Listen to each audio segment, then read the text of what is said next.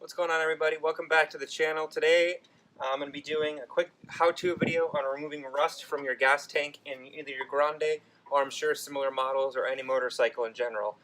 There are just a few things you need. Some rust remover. I'm using this one, which I got at Harbor Freight. Your fuel that you're going to put in your motorcycle when you're done. Clean water. On this bike you need a flathead screwdriver and either a blower or a compressor, air compressor of some sort. So on the Grande model, the first thing you need to do is remove this black cover. The fuel line is behind it, and in order to drain the tank, you need to unhook that from the carburetor or fuel filter if you have one of those. You want to make sure that your petcock here is on reserve, otherwise it won't get all the gas out of the tank because some will be left in the reserve portion. Essentially, to do this, I fill this into the tank, leave it for a few hours, rinse it out with water, and then fill it with fuel. So the first step is to remove all the fuel that's currently in your tank. The gas in the fuel filter was pretty nasty. It's full of rust. Not good.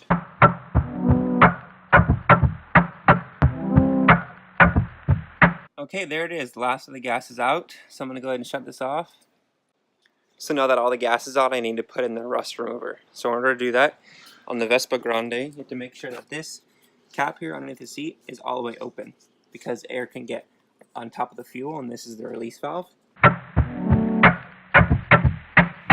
That's back on. It's going to sit for 3 hours. I'm going to come back out, drain this, flush it with water, and then put the fuel back in, and then we should be good to go.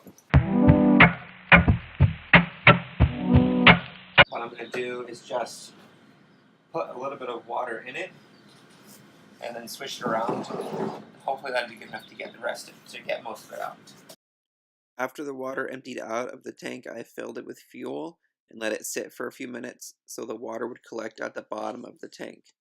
I then drained a bit of the fuel out so all the water would come out of the system. Then I had to wait for a few days for my new fuel filter to arrive. I'm going to put these new fuel filters on because if you saw from before, there was a lot of rust built up in this old filter, so that's what I'm going to be doing today, is just putting on this new fuel filter, and then the gas tank project is all good to go. So here's the gas line. Here's the fuel filter I'm going to replace. On the Grande, you want to make sure that the arrow is horizontal. If you're replacing this on any other bike, just make sure your gas is turned off. Otherwise, when you take off the fuel filter and the fuel line, a bunch of gas is going to pour out. Sometimes the filter can be difficult to remove from the fuel line. One trick that I used was to stick a screwdriver between the fuel line and the fuel filter. When you're putting a fuel filter on, it's important to notice the direction of flow.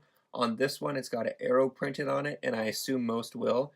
But in my experience, generally you want to place the flatter, larger side here closer to the carburetor. The fuel goes in it from left to right. So now we see the arrows pointing the right direction from right to left. So gas line, arrow going this way, plugged into the carburetor. Job done. Let's take this thing out for a quick test.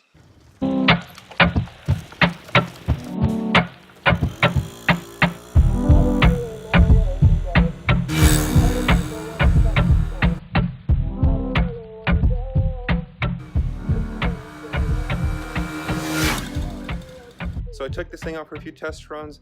The major thing I noticed was that the throttle response seemed more immediate. I think that has to do with the better gas flowing through the new fuel filter easier rather than the old one that was all clogged up. So I hope you guys liked today's video. I hope it was helpful and informative. If you have any comments or questions, make sure to leave them down below. We'd be happy to respond. Click that like and subscribe button.